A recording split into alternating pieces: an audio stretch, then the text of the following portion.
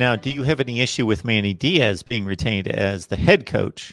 If Manny Diaz, pride comes before the fall, Mark. If Manny Diaz can drop his pride, fire Blake Baker, get rid of the defensive staff, bring in new guys that have a different defensive philosophy than Manny Diaz, that will challenge Manny Diaz and his defensive philosophy, because he cannot tolerate a yes man. I mean, he only tolerates yes man is where I'm going.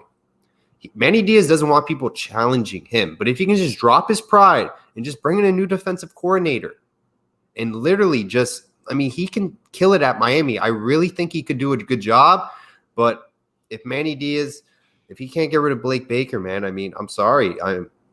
My patience is up. It's going to be year 3 we're going into. You have a tough non-conference. You have Alabama, App State, Michigan State.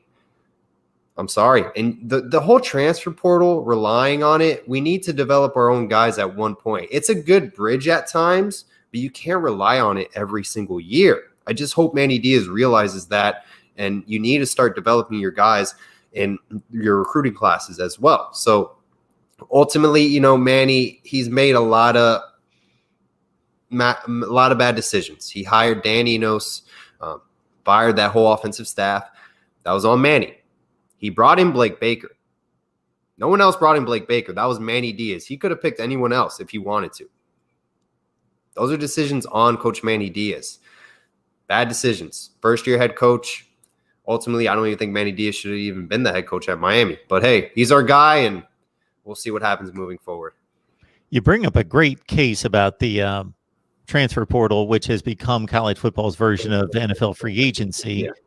And top-notch NFL teams, even that being a full-fledged business, aren't built on free agents. They're built through the draft, because you bring those guys in, you develop them, they become part of the culture, they become the base, the foundation, and then you add complementary pieces through free agency that are fits both from a football on the field standpoint and also culturally as a standpoint, that they're either just not going to detract from the culture or they're going to add to it as leaders. And if you're just relying on the transfer portal, from a talent perspective, it's not going to work.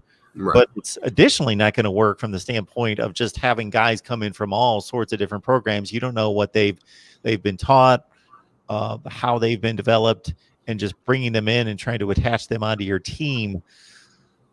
That is not the way to go. There's no question about that. And the transfer portal has to be used effectively. It's here to stay, and it's being used more than it ever has. Over 500 players currently in the transfer portal, so you can't ignore it. You want to take advantage of it, but it's for 2, 3, 4 complementary additions to the roster.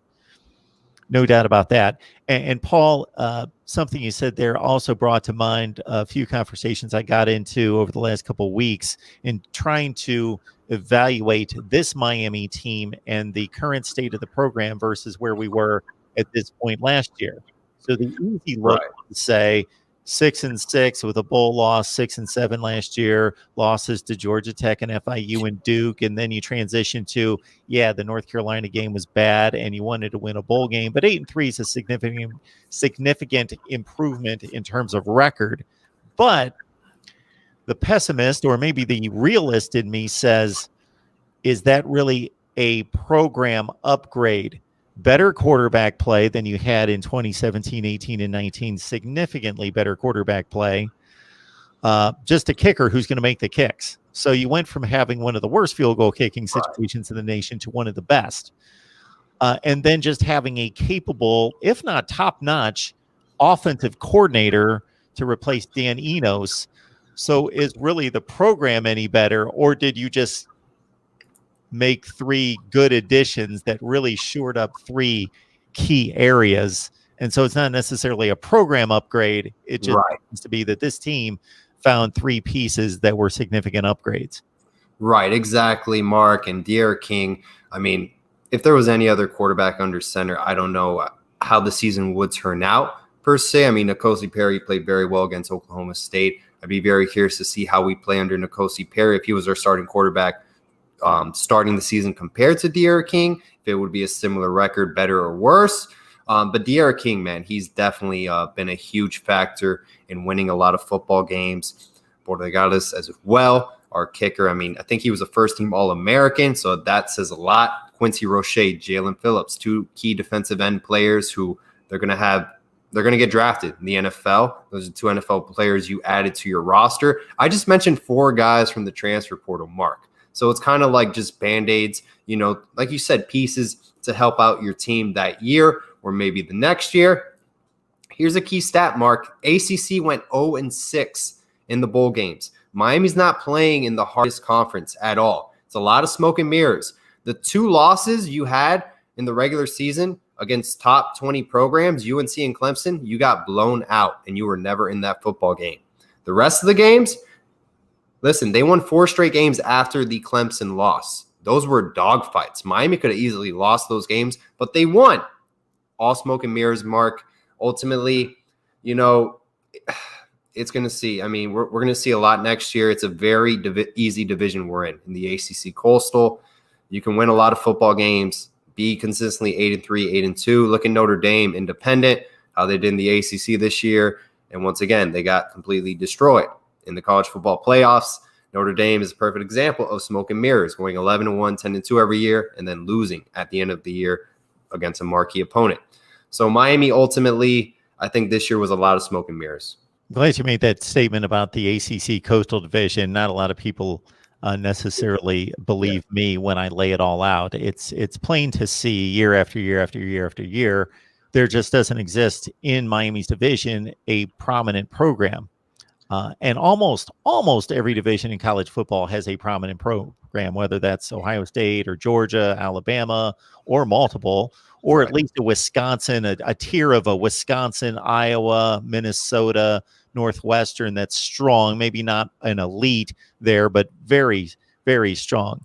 It's full of Georgia Tech and Pitt and Duke and Virginia Tech, and North Carolina is the one that's emerging potentially as a top-notch team, but they have yet to prove that. They had a successful season.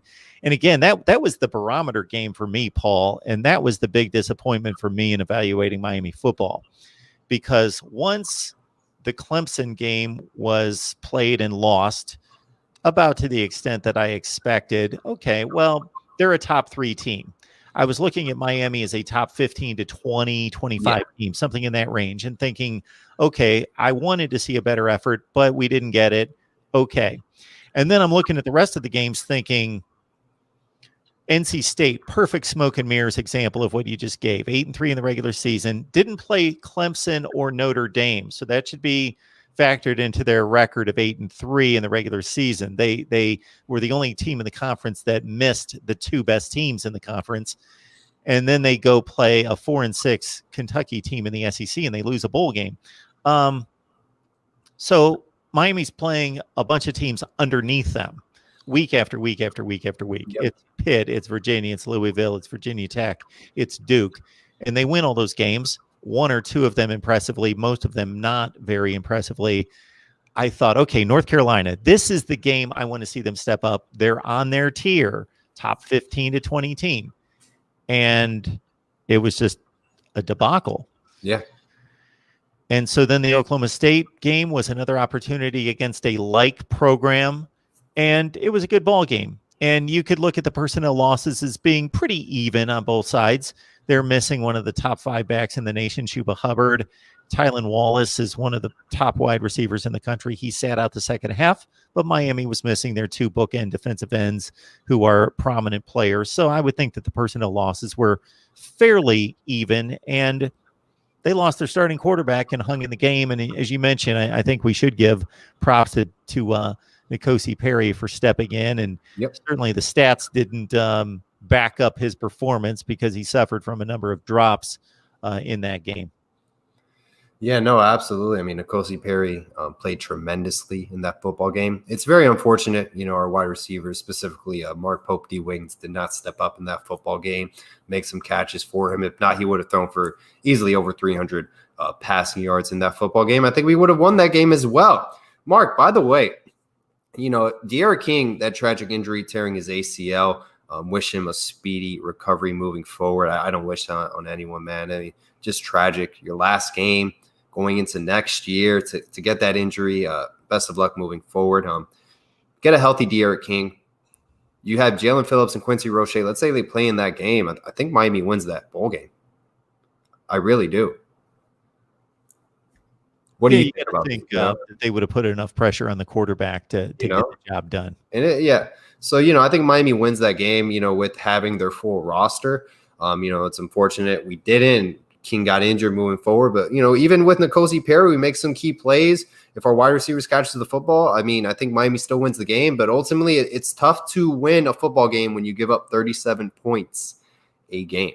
It's very hard. And key stat for the whole season, Miami has given up an average of 70 yards in penalties. Total yards resulting from penalties. We gave up 135 yards in penalties against Clemson. We're not very disciplined. Yeah, at times you always get the bad penalties, but overall, we definitely have resulted in making a lot of dumb penalties, and it's unfortunate, and I don't know, is that on coaching? I think it is.